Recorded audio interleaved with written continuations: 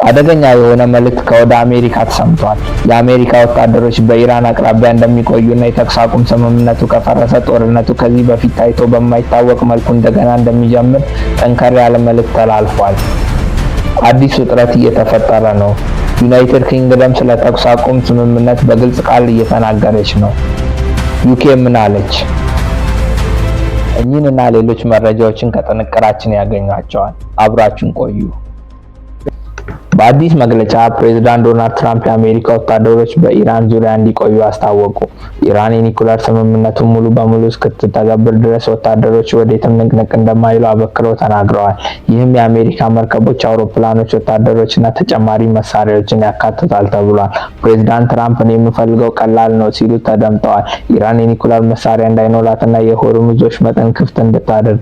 ፕሬዝዳንቱም አያይዘው ስምምነቱ ሊፈርስ የሚችልበት እድል ጠባብ እንደሆነ ነገር ግን ይህ ስምምነት ከፈረሰና ካልተተገበረ ከፍተኛ ወታደራዊ ግጭት እንደሚጀመር አስጠንቅቀዋል።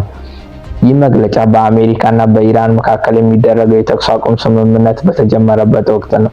የተኩስ አቁም ስምምነቱን በተመለከተ በቴህራን ያሉ ሰዎች የተለያዩ አመለካከቶች አሏቸው። አንዳንዶች የእፎይታ ደስታ ታይቶባቸዋል፣ ሌሎች ግን በዚህ ጉዳይ ላይ እምነት የላቸውም። ይህ ሁሉ አንድ አሳዛኝ እውነታን ያሳያል። መሪዎቹ ስለ ስምምነት ሲነጋገሩ፣ ህዝቡ ግን አሁንም በፍርሃትና በጭንቀት ይኖራል። ይህን ለመረዳት ወደ ኋላ መለስ ብለን መመልከት አለብን። አሜሪካና ኢራን ለብዙ አስርት ዓመታት የቆየ ግጭት እንዳላቸው ይታወቃል። በተለይም የኢራን የኒኩለር ፕሮግራምን አስመልክቶ በአሜሪካ በኩል ፍርሃት አለ። ያም ኢራን የኒኩለር መሳሪያ ልታመርት ትችላለች ተብሎ ይጠረጠራል። ከዚህም ጋር ተያይዞ ክልሉ አሁንም ያልተረጋጋ ነው። በእስራኤልና በሊባኖስ ያሉ ግጭቶች፣ በፐርሺያ ባህር ያለው ወታደራዊ ግፊትና ለዓለም ነዳጅ እጅግ አስፈላጊ መንገድ የሆነው የሆርሙዝ ባህር ወሽመጥ ዝግ መሆን። ስለዚህም ይህ አንድ ተራ ስምምነት ብቻ አይደለም፣ የኃይል የቁጥጥርና መጠነ ሰፊ የሆነ ጦርነትን የማስወገድ ጉዳይ ነው። ወደፊት ምን ይሆናል? አሁን ሁሉም በአንድ ጥያቄ ላይ ይመሰረታል። ይህ የተኩስ አቁም ስምምነት ይቆይ ይሆን? ከቆየ ውጥረቱ ሊቀንስ ይችላል። ካልቆየ ፕሬዝዳንት ትራምፕ አስቀድመው አስጠንቅቀው እንደነበረው አደገኛ እልቂት መከሰቱ አይቀሬ ነው። እናም በክልሉ ያለው ውስብስብ ሁኔታ ትንሽ ስህተት እንኳ ትልቅ ችግር ሊያመጣ እንደሚችል አመላካች ነው። እየታዘብን ያለነው አንድ የተኩስ አቁም ስምምነት ብቻ አይደለም፣ ለዓመታት በመካከለኛው ምስራቅ የታመቀን ጡዘት እንጂ። እናም ዓለም በመጠበቅ ላይ ነው። ይህ ነገር ይረጋጋል ወይስ ተባብሶ ይፈነዳል?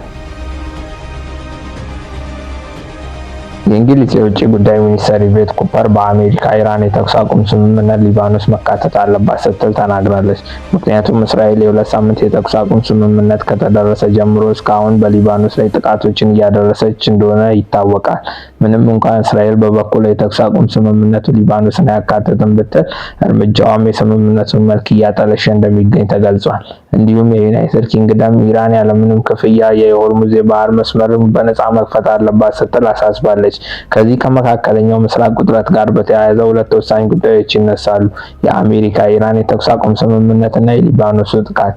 ይህም የተኩስ አቁም ስምምነቱን ደካማነት ያሳያል። በአንድ በኩል አሜሪካና ኢራን ስምምነት አላቸው፣ በሌላ በኩል ኢራን ሊባኖስን መደብደቧ እንደቀጠለች ነው። በተመሳሳይ ኢራን የደረሰውን ውድመት ለማካካስ የሆርሙዝ ወሽመጥ የሚያልፉ መርከቦች ላይ ተጨማሪ ክፍያ ለማስከፈል እንደምትፈልግ ሲነገር ቆይቷል። ይህም የመካከለኛው ምስራቅና የአሜሪካ ጉዳይ ብቻ አይደለም፣ የዓለም አቀፍ ኢኮኖሚያዊ ጉዳይ እንጂ።